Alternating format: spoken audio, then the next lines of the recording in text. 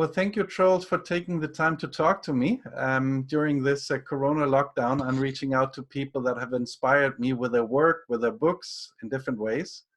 And well, for people not living in Denmark, you might not be as known, but here in Denmark, you're known as a sports commentator and a sports coach, former soccer player and soccer coach.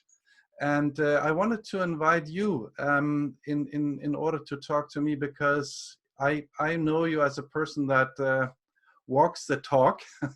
And when you take a decision, you actually bring it into motion. The last year was a little bit different than your normally life. So what happened? You took your family around the world. What happened the last year? Yeah, it was more an upgrade of our personal life than it was, well, of course it was a rather formally a downgrade of my work, but it was not a thought about working less or being tired of what I did. I was a sports director in the most, well, maybe not the dominant, but the biggest club in Denmark, Brøndby. And we decided to upgrade our personal life. So I quit the job. We invited all our kids, we have 8, to travel the world. And we did so a little bit shorter than we would have done because of the virus. So we had to stop our traveling after 9 months. But what an experience it was, and what a way of learning not only your family, but yourself in another way. Yeah, and that's actually what I wanted to talk to, because this was not, I mean, you had to interrupt your trip, but you are dealing with something that you couldn't expect. It's a change that you couldn't expect. And I was a little bit inspired by your tagline on LinkedIn. It says, "Managing the unmanageable." Yeah. Now, when did you write that, and was that part of this, or where did that tagline come from? Explain a little bit about the background. That's many, many years ago. I think maybe 14, 15 years ago, because my resort, my field of work would have been very often in the medias. And what happens, especially in football, is emotions get so big that it would maybe bring you out of your direction sometimes, and being aware of something that they cannot control, but yet it has a big influence. You cannot put the people necessarily at response for what they've done, media, sponsors, fans, and so forth, but they do have a very big influence. So how to manage what is actually unmanageable was the idea. And right now, nobody can be proactive for the situation we experience in the world right now. I mean, we all talked about disruption for many years, but I don't think many of us even imagined this size of this kind of disruption. You're talking about that we cannot be proactive right now. The first video that I did was actually with a psychologist about how we can train ourselves to be proactive. And I think that with the way that you have now been doing podcasts, that's a proactive action within the unmanageable. So in some way, you're very proactive. Well, let's discuss the word proactive then, because in my interpretation of that word, it would have been being prepared for what would be coming up.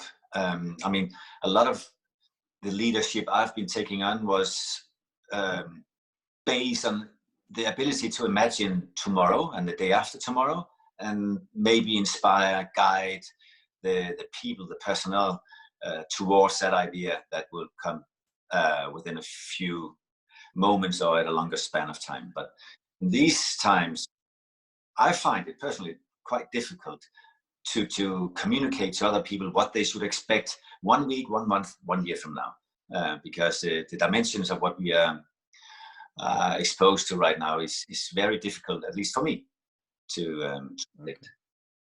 So proactivity for you also means visualization, which is part of the training that I do when it comes to business leadership. Of course, you have a goal and you try to get people to be proactive.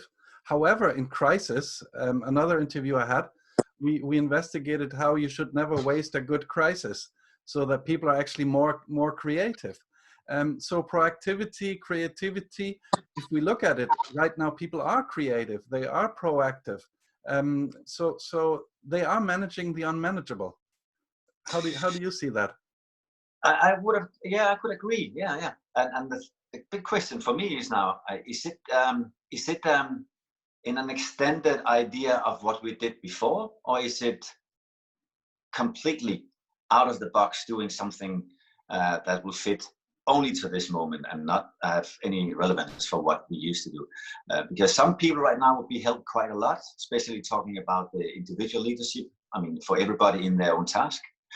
If the culture at the workplace would have been, this is the idea, these are the steps you want to take, and now you know at least the first couple of steps of the journey. So therefore, I don't have to look over your shoulder to see what you're doing, because you are aware, you know the idea, you have seen the mental picture of it, so you can actually, like now, work more individually. That's one way of benefiting from this sort of, if not proactiveness, then at least the culture at hand. But I fear that right now a lot of people are just, throwing everything they have in their hands in the air, looking what is falling down, and then picking up the pieces as it comes down. And that is, for me, less proactive, much more, you could say creative, but also surviving. Okay.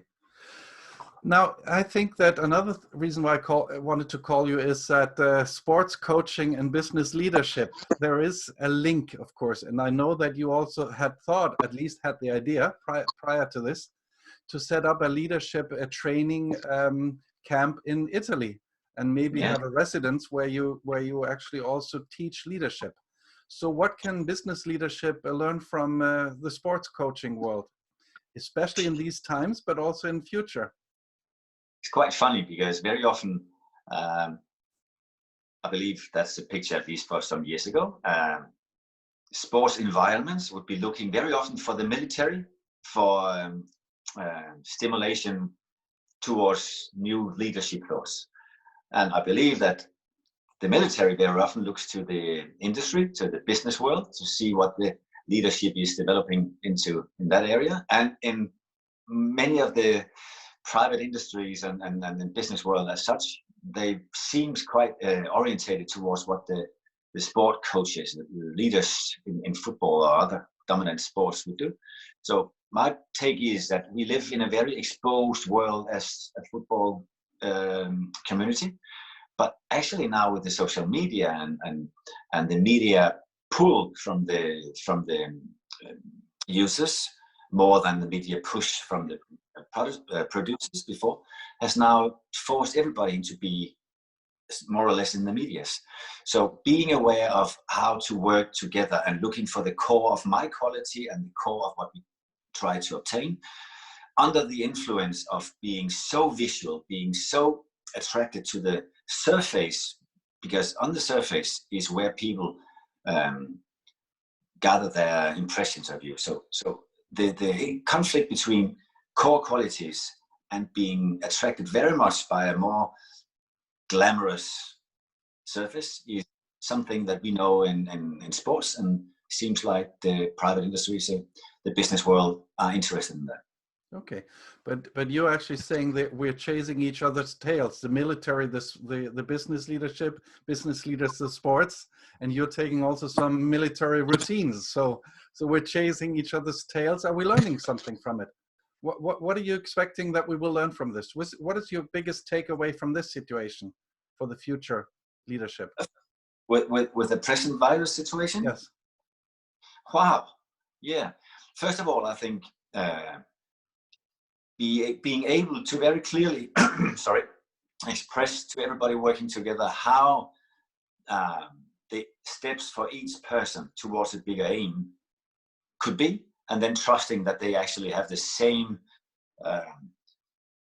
interest and drive to obtain that as the leader has.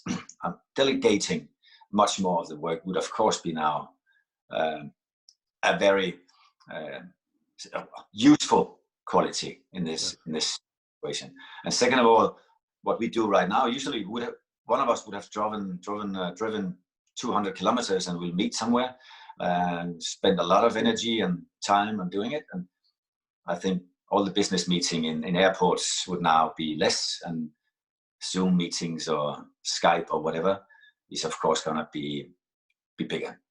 Yes. Well, thanks a lot, Troels. I just wanted to have your opinion on the current situation, and especially also maybe showing your only tagline again. But I think you're doing well managing the unmanageable, although it's an old tagline. I think it still counts, and being clear about your core values and helping and trusting your employees is one of the biggest tasks right now. I think that the report that came out today about that the trust among peers actually have increased, and also to your members in the staff, that underlines the points you made today. Thanks a lot for allowing me to just knock on your door virtually. And thank you. Thanks a lot.